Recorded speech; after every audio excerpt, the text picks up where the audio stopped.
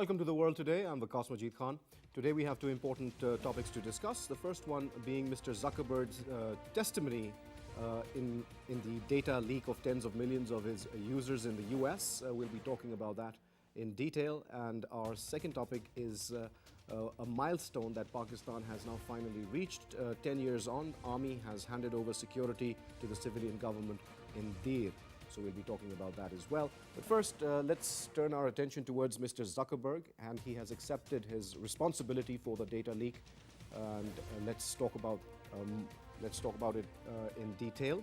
Let me introduce my guest. It's Asad Beg from the Media Matters for Democracy. Thank you very much, Asad, for being here. We had a conversation on this topic earlier as well on internet security overall. Now, finally, when you see Mr. Zuckerberg presenting himself in front of the committee and answering questions, what were your impressions when you witnessed that? First off, I think Zuckerberg is an extremely smart person. So that's something which has been, of course, corroborated. I mean, he is he's a giant of, right now, he's a giant of the Silicon Valley, as we call him, right? And the first impression was that people who were questioning him were at least twice, or if not thrice, older than him, 3 times older than Zuckerberg or 2 times older than Zuckerberg. And they have absolutely no idea when they were talking about technology. There were so many things that they could talk about. They could talk about data privacy. They could talk about surveillance issues. They could talk about various forms of commercial surveillance which is being made possible by Facebook in a way which is very sort of enabling way that the commercial entities can literally spy on you. I mean, that's the right word for it, right? But unfortunately, I think there was a bit of a generational gap, because here on one side is a person who has managed to shake the world, literally the whole world, by one platform, Facebook. And he is a giant of the Silicon Valley. He's as smart as you can get in the tech world. And on the other side, there are these people who are not technology natives, who perhaps have adopted technology or perhaps the use of Facebook much, much later in their lives, and they see technology as a bit of as something challenging rather than something appreciating to their work or to their parents, maybe, right? And so the questions that they were asking were perhaps they were very strange to me, to be honest with you, because these were not the right questions that you need to be asking if Zuckerberg is sitting in front of you, right? Well, I would say that except for Senator Richard Blumenthal of Connecticut, because he asked very pointed questions which made Mr. Zuckerberg quite uncomfortable, and he had to actually take a long pause before he could even answer those questions. So in that case, what do you think about that? Generally, you see, they were well prepared. I wouldn't say that they weren't prepared, of course. And they must have teams of people researching for them, right? They have a lot of people researching for them and putting the right questions on the right. But my point is that when you are asking questions, and when you are asking questions, when you are kind of have experienced or have been on the receiving end of that thing. So for instance, if you as a journalist, maybe if you ask a question which relates to the safety of the journalist or threats to media, this will be personal to you, right? But whereas if you are working in another field altogether and you're just asking this as a feel-good question, it's a huge difference in that. So this is what I mean. Secondly, Zuckerberg has basically defended his view of various things. I mean, there were very clear gaps in what he was saying. One, when he say that they, or the users per se, have the independence or the control over the data, that's completely untrue. That's not true at all. And to me, that is something which was very right in your face. And so senators have very easily could have picked that up. But of course, there was a time constraint as well. I mean, every senator had around 10 minutes, I suppose. Yeah, Dick Durbin was the one who really asked the real questions. But let's start with his apology. He said that it was my mistake, and I'm sorry. He further said the improper sharing of 87 million people's user data and taken over by Cambridge Analytica, a firm that was working for Mr. Donald Trump during the 2016 presidential campaign. No responsibility there. Well, frankly speaking, I don't see the sorry or the apology as something that is soothing to maybe 87 million people who have lost their data, Right. especially when it relates to their personal data, very personal data that they have on the Facebook, right? So I Absolutely. think it doesn't cut it. Also, he made one very important comment that we are also investigating other applications who we think might have access to the Facebook data. So what he said was that there may be hundreds of other applications who have similar access to Facebook data. And so then what exactly is the strategy here? That every time there is a data loss, you're going to come in front of the Senate and then just say sorry about it. So you see that there was a huge gap between what those steps were, which were being taken in terms of making sure that this does not happen again. Also, there was I'm sorry, just one more minute. There's one very important thing that he talked about. So essentially, he referred to this idea of policing speech, of basically trying to. So he basically attempted to define hate speech. Yes, because that was going to be my next question. question to you, Asad. Because when he also spoke about fake news, foreign interference in elections, hate speech, as well as developers' data privacy. Now, all these things were mentioned, but there were no really tactile answers to any of the questions, except when Mr. Dick Durbin pointed out that, would you be comfortable sharing with us the name of the hotel that you stayed in last night? That was a very good question. And he really didn't have an answer. He was quite flummoxed, and he said no, he would not. And then similarly, he was asked that if you've messaged anybody, would you like to share the names of the people that you've been talking to on Messenger or messaged with? And again, he said the answer was negative. Now, when we have this kind of a double standard on display in front of the whole world, what can we say about it? Look, I think it's a very simple thing, and this is something that perhaps you might be interested in talking about because the viewers should know about it. The business model that they're following and the most highest number of services, online services, they're following a business model where the users are the commodity, right? The user data is something that they make money from. In case of Facebook, they take ads, right? Like Zuckerberg said that we take ads and It's an so on. advertising model. Yeah, but it's not just advertising model. It's personalized advertising, which is to say that they collect the data of you, me and millions of other users, and they use the data for personalized advertisement, right?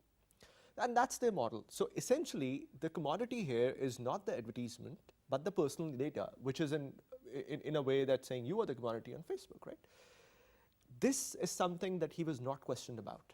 So the business model, which is the crux of this, look, this is the crux of what is wrong with Facebook and various other international global internet services, that the business model that they have, the business model revolves around the personal data of users. Wouldn't you also go so far as to talk about the collusion or the relationship between software companies such as Facebook and Google and hardware companies that manufacture mobile phones or telecommunication companies that offer the services? Because half the time, just having a mobile phone on your person is akin to having a spying device on you, whether it's the camera that can be remotely activated or the microphone which can be remotely activated and is being or is subject to surveillance. And that is also one of the ways in which they target ads that are for you. For example, if I'm having a conversation with my wife about cat food, then second thing I know, I'm getting ads for cat food. I think without even actually. I think Senator Kennedy asked that question.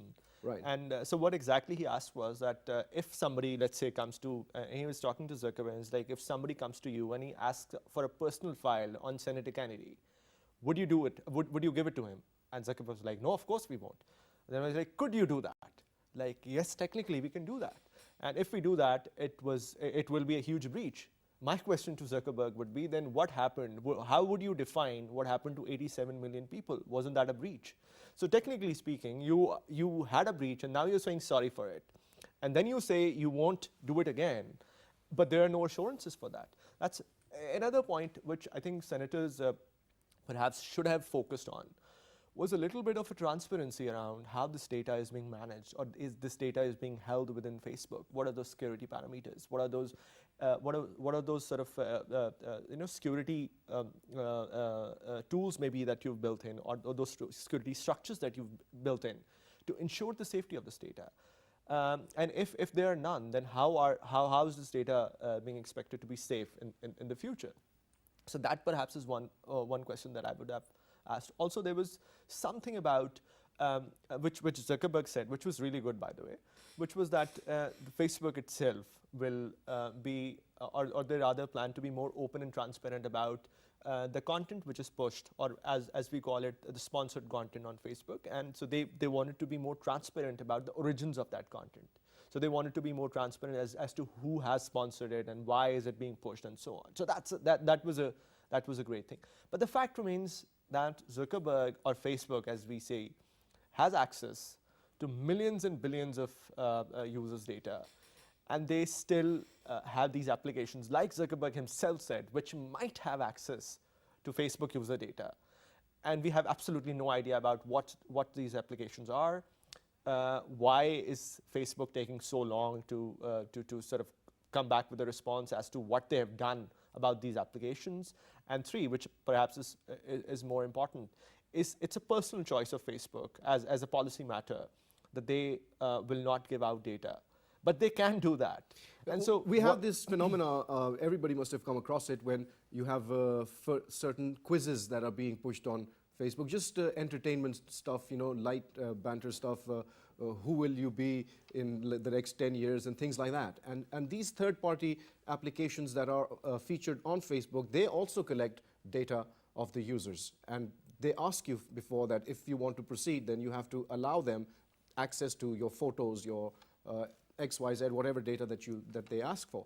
Is that legal? Is there some kind of way to maybe put a check on that? Look, first thing, everything is legal, right? Everything is very craftily drafted in legal formats and so on. So everything is legal. Legality is not the question here. Morality or the ethical sort of use of this data, that's the question. However, and I think it's important to mention here, just very, very quickly, that everything is being declared in the Facebook data, the disclaimer. I think data privacy or data something policy. Or license agreement. No, it's called data privacy document or something. Okay. A data privacy agreement maybe. That's the exact title maybe. But anyway, everything is declared. And in that document, they very openly say that they have access to the communications, the messages and so on. My question then, again, building into what you were asking, my question would be, is there a way for a user to sign on to Facebook but not check that agreement? Or maybe there's another agreement which says that, okay, I would not want to volunteer in any of these programs where the Facebook is able to collect my data, right? And of course, there is no model, because the whole Facebook model works on this idea of connecting people, and by that they mean suggesting new friends and having access to your personal data and what you post and share and so on. And there is also one important point. Zuckerberg maintained that you can control and the access to your data. You can control it by not posting anything on Facebook and just following other people. And that's untrue, because whenever you have an interaction, you don't need to post anything. Whenever you have an interaction with the Facebook, let's say I follow one shopping site in Pakistan. If I click on this website through Facebook, there is always a cookie which is saved in my computer. And the Facebook has access to that cookie, right? And so in a way, they're reading what I'm clicking on. And then the next time when I log in, they'll keep sort of giving me all those ads which relates to what I've clicked on already. So this, what Zuckerberg said technically wasn't true. Facebook is reading data, is reading personal data with or without you posting anything on your timeline. That's a good point.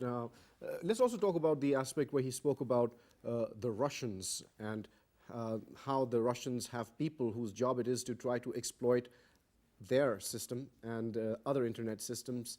And he further went on to say that this is an arms race and they're getting better at it, so we need to invest in getting better too. So what do you think that was all about?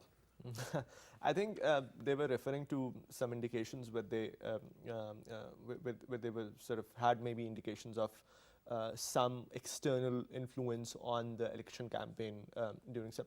But that's not the point. You see, today you're saying it's Russian, tomorrow you'll say it's Chinese, and then you'll say it's Indians, and then you'll say it's Pakistan. That's not the point. The point is, how safe is your system? Right. How safe is your system for others to not be able to exploit Do you think it? regulation is going to be an answer to fixing the problems with Facebook, or do you think that that's not going to be To enough? some extent, maybe. And so the answer would be yes and no. But regulations, then again, this is a very important question that we need to consider. I'm not going to answer it because I don't have an answer. Whose regulation? Are we talking about the American regulations? Then is Facebook an American platform? Can we say it's an American platform? It's a global platform. That's what Zuckerberg said. Right. So then regulations would need to be global. They don't need to be American regulations, right?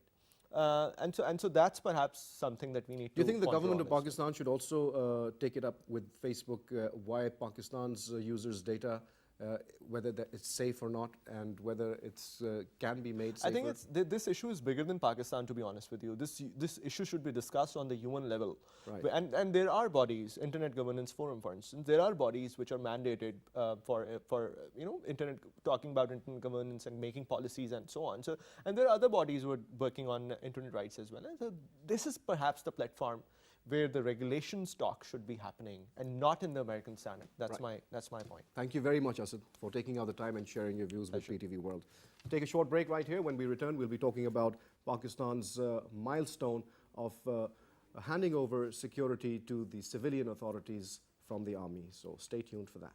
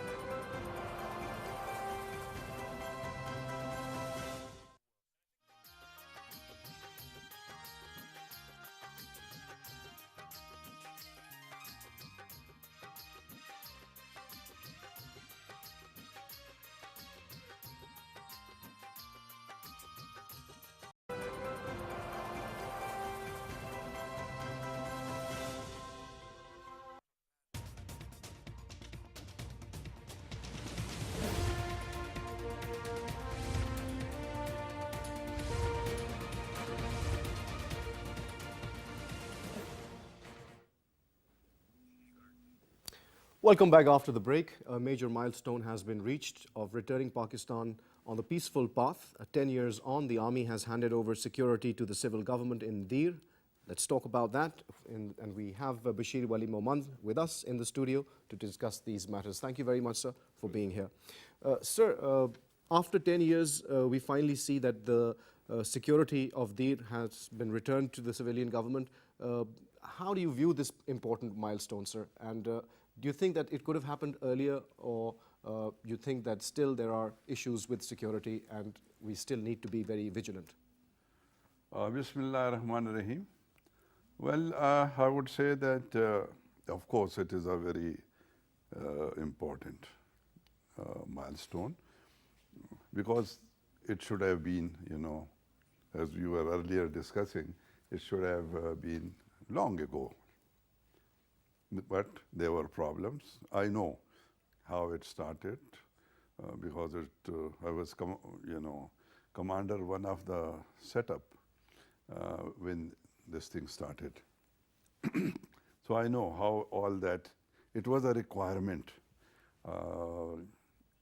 Unfortunately, we had to use the force, which we did, and results, we can see today that those areas which were literally, most of these agencies, I would say, if I start from Waziristan down to, Waziristan, Parachinar and all that All the way down stuff, to all Pata. the way to Kurumo, and then this Orakzai and Khyber, and then Momand and Bajor and all. So these were all troubled area. The people, they were not calamitize, I would say, to the system, what we call the rule and regulations. And that too are regulation. They had their own system, custom, tradition. Things were moving according to that. But after the Soviet invasion, 1979, things change. And you know that over what, in between 3 to 4 million, maybe more, but this are the registered figure which I know people came over. And most of these people, they started trickling inside Pakistan from those very areas, those very passes. And Dir, Bajor, and Momand, and they were the most, and Waziristan, of course, we can go on and discuss all that. So these were the area. There were a lot of problems, not problems, there were a lot of problems. And those people, they were not used to handling or tackling with, the, what should say, disciplined forces. They were not used to. So once they were told to play within certain, parameters, according to the rule regulation, so they never liked it. And these things started. On top of that, because they came from Afghanistan, then our very good friend, the Indians, of course, they got the room for their maneuverability. Right. And they pumped in, and we, as we know today, the amount of money pumped in, the amount of explosive weapons, everything.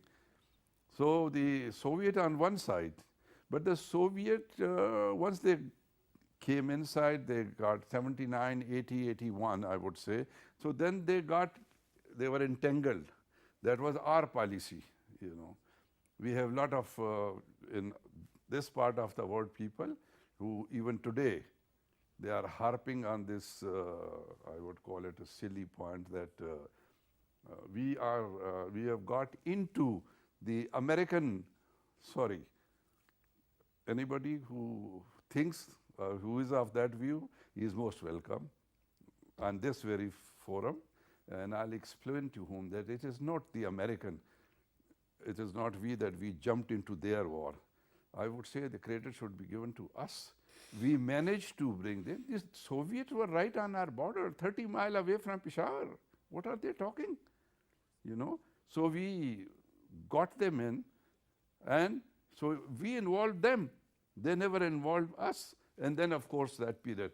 So but the Indian all along, and with the passage of time, the things change. At that time, the Indian, they were under the Soviet influence. Right. Now, even today, the things have totally changed. Now they are under the American influence. That's right. So sir. the Soviets are out, they went out, and then They were came replaced the by the American. Americans, right. So that thing was only changed. Instead Nothing of- changed for the Afghans, though, sir. As far as Afghans are concerned, I totally agree. All right, so if you they just, didn't change. I'm sorry to interrupt you. We've just been joined by Hussain Shaheed Suhrawardi. He's an academic from Peshawar. Let's talk to him about the situation. Suhrawardi Saab, if you could just tell us what you make of the handover of the security to the civilian government from the military. How do you see this development? Thank you very much for taking me on in this program and taking my comments. Long ago, this project had started cleaning this entire region from terrorists, and of course, it was not that easy. Since Afghan jihad in the 1980s, this thing had penetrated in our society, and cleaning them was a Herculean task. It was not that an easy thing. So therefore, of course, it had to take time.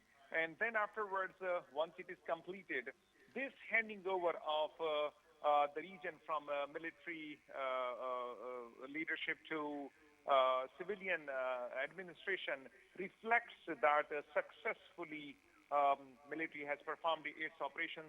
The society has been cleaned from dirty acts, which means terrorists, and now this was a high time that it must have been handed over to the civilian administration.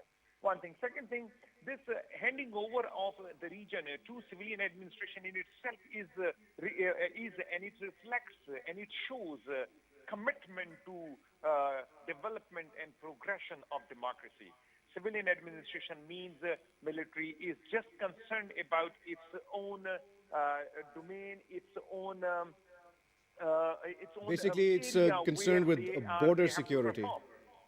And they are concerned with the security and nothing more than that. And if they are taking care of the region, administratively speaking, that is because of the compulsion of circumstances, not that they are more interested in that.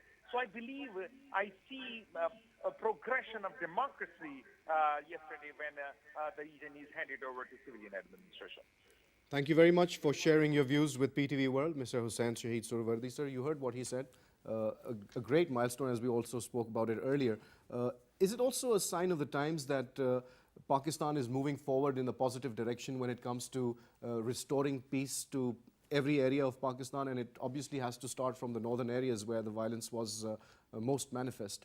What do you think about that, sir? Well, of course, as my friend was saying, probably that,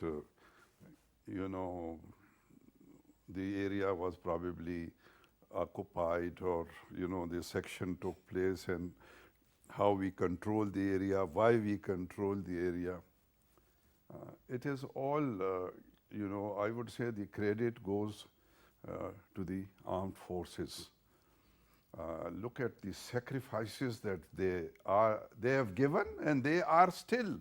So 470 soldiers, including officers, have lost their lives in that operation, sir. And officers, not only, at the lower level, right Every up to level. a two-star general, in Bajor and all, Absolutely, sir. That thing happened. So it was the armed forces. They were not, like if somebody may interpret this thing that, okay, probably the army or the uniform, they were very keen to hold on to this thing. That's why it has taken 10 years. And as we were also saying that it could have been earlier. No, that was not the case. The army was not there. It is 1905 when these tribal system have come, the frontier corps, was established. Everything was okay. But it was the foreign intervention. It was the Soviet who came initially. They've left. Then our other friends, they have just managed to come into it. And it was only they, the Soviets were there. The Americans were never interested. Let me, I may be slightly digressing from the, yes, but the Americans were never interested. In 1979 they came, 1980, 81, right up to that. Their own people, if you just, at that time, if you go back and read and things, they were not interested because they thought, no, nobody can throw out the Soviet Union out of Afghanistan because the Americans and the Western world was not able to throw them from the Eastern Europe. So that was their analogy. We were not interested to throw them out of Afghanistan. I know the leadership at that time, General Ziaul Haq, Akhtar Abdur Rahman, they were only, so they decided, they started from, the first step was that let's entangle. These are the word I am repeating from Ziaul Haq. Let's entangle them Well, there. that's pretty similar to what, if you've seen the movie Charlie Wilson's War, there's a lot of things that overlap what you're saying. But the Charlie Wenzel, I was there. So I was part of that system. I was then heading that area and those people that we manage, So what we did, I will not go into more detail because there are certain things which we got to keep, under our, State secrets cannot be revealed on national TV, sir. Exactly. That's so right. That is the thing. So we started this thing, and this thing was that let's entangle them in Afghanistan, thus buy time for our own self. So we started. The American used to laugh.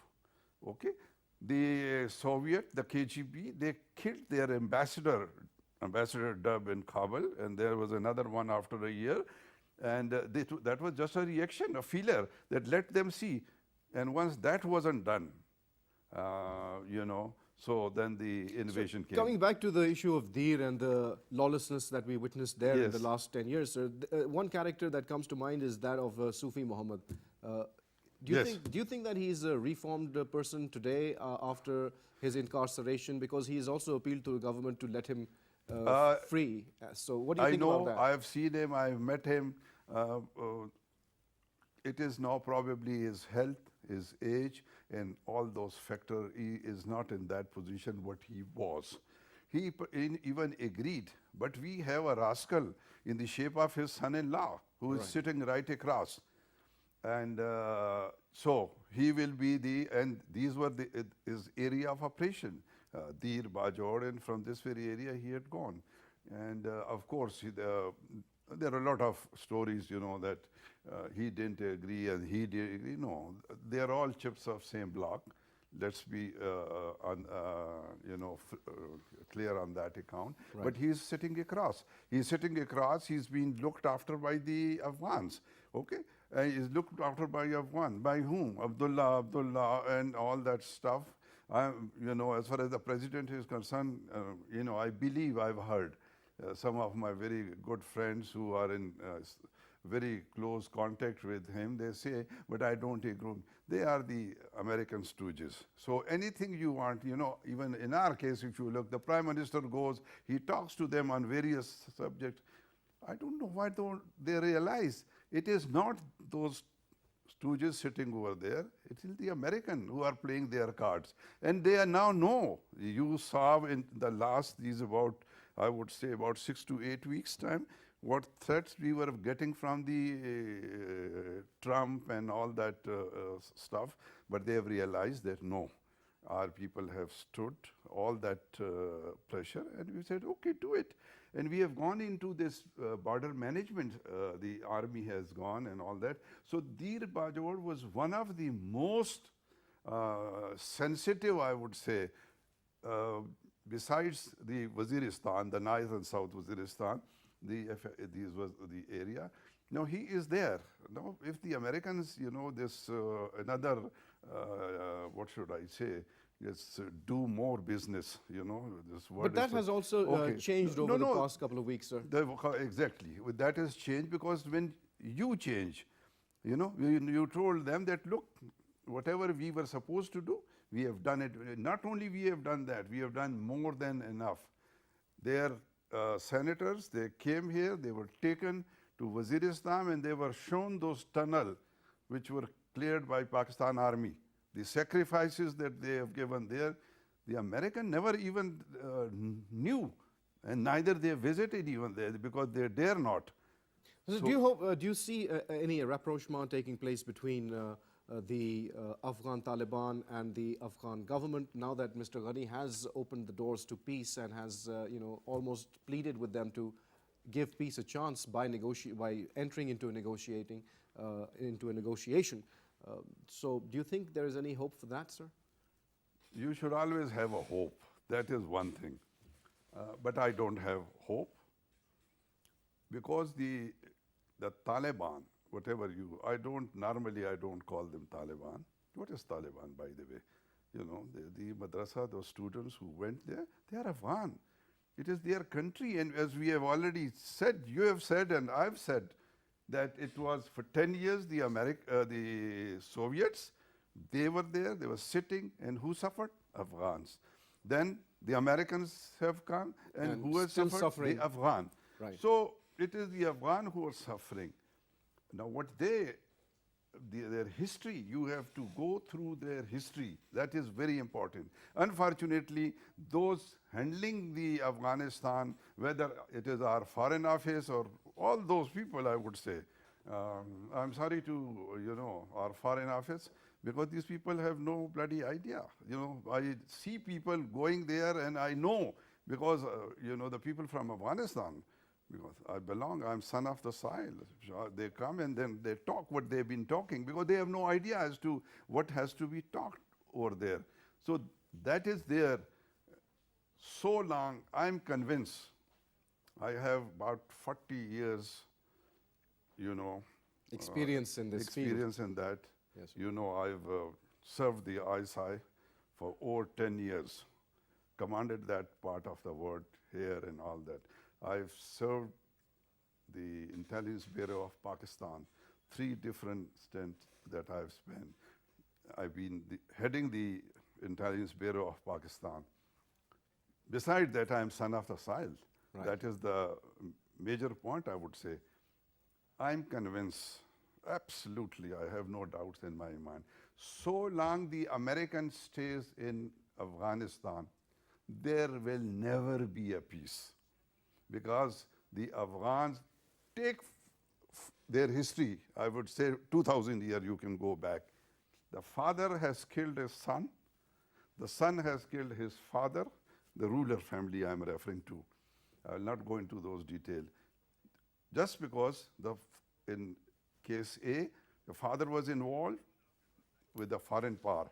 And in that case, it used to be the British or the Soviet, whatever it was. So any foreign influence, they are not used to it. They will not tolerate it, sir. As far as the casualties are concerned, they are least pushed. You know, we have seen it. Absolutely, So sir. Their attitude towards life and death is very different. Exactly. So that is the thing. I'm sorry to interrupt you, sir, but we've been joined by Imtiaz Gul Saab on the line. He's with us. Thank you very much, sir, for joining us. Sir, what opinion do you have when we hear a very good report in the press about the army handing over security to the civilian government in Dir? So what is your reaction? I think this is a very welcome step. Should have happened much earlier. And I think now it's up to the civilians to handle the situation. They should have taken charge much earlier. Unfortunately, we were going through a phase in which many civilians didn't feel comfortable enough to look after the security matters. And now I think this should become a harbinger, a catalyst for handing over of other areas in Khyber Pakhtunkhwa, or this transition, from the security forces to the civilian authorities. And that also, I think, underlines the confidence that the security agencies as well as the civilian authorities now have as a result of this continued string of operations which had begun in 2009, which climaxed with the Operation Zarbayaz and continued through Operation Raddul Fasad. So I think this continuity of a crackdown on crime and terror and militancy has, I think, given the authorities enough confidence now to create space for the civilian authorities, and we should be happy about it. And sir, of course, we've talked about the role of the armed forces in achieving this milestone, but would you like to say anything about the role of the civil administration, the elders of the area and others who were on the ground and their efforts, if you'd like to talk about that as well, sir? Well, I guess the local elders and media, counter-terrorism and anti-counter-radicalization, these both are related directly not only with the security agencies but also with the community. So the entire operation has to be an inclusive process in which the community, the politicians back up and build on what the armed forces and the police achieve. So these the army and the police can achieve, I think, instant results through surgical operations. But for sustenance, for continuity, I think we need a collective community involvement in all these operations, including the politicians and the members of parliament who basically represent the community, and they really have to guide people at the local level in order to prepare them, sensitize them on the need for their direct involvement in operations and in processes which basically are supposed to watch over terrorists and militant elements who are trying to sow discord within the community. And also, I think the entire community would need to watch out for elements particularly associated with religious or political organizations who at times act as spoilers of peace, spoilers of cohesion within the society. So I think it's a collective effort that in the long term will salvage Pakistan, which will extricate Pakistan out of this crisis situation. But I think we are well over that, and we would need a collective action involving civilian as well as armed forces to sustain the peace that we have won at a very heavy price. Well, thank you very much, Gul Saab, for taking out the time and sharing your views with PTV World. So you heard what Gul Saab said. I think it is commendable that we have reached this milestone, because Yes. there were many those who There's- doubted Pakistan's ability to overcome these terrorists and Yes. these militant outfits, but we have shown our resolve, and we've also shown that Pakistan is There- unbeatable. There is no problem. And this will encourage, I would say. You know, the army was all set because you know and I know, everybody knows their commitment. They are involved in Karachi, they are involved. I mean, which is the area where they are not involved, unfortunately. So we'll leave it at that, sir. So that is Thank you very much, sir, Okay. for taking out the time and sharing your views with PTV World. Well, you heard the program, and we always urge you to draw your own conclusions from what you've heard. But as we end the program, an unfortunate aspect in Pakistani society, which is still continuing, is the unfortunate state of our children. And the state needs to wake up to this fact, because again, we have a story about an 8-year-old girl who was burnt alive after allegedly being raped in Chichawatni, and that is unacceptable. And the state has to own up to its responsibility to look after our children, because even one child who is tortured or killed is too much. On that note, it's goodbye.